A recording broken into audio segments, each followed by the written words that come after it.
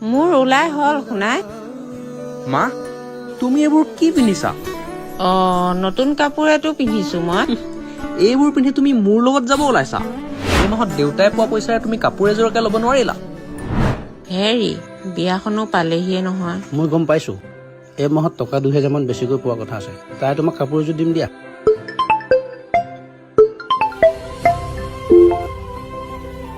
মোৰ দোকানৰ বাকীটো কেতিয়া দিবি? কিহৰ বাকী? এতিয়া পাহৰিলি ন, পুতেৰে যে পূজাত কাপোৰ বাকী কৰি দিছিল। হয় দিয়া, ঠিক আছে মই কাইলৈ দিমগৈ দিয়া।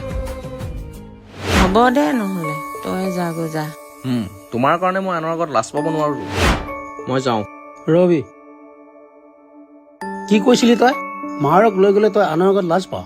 যিগৰাকী মানুহৰ কাৰণে তই এই পৃথিৱীখন দেখা পালি, আৰু আজি সেইগৰাকী মানুহক লৈ গ'লে তই আনৰ আগত লাজ পাৱ। কৰি দে ক্ষমা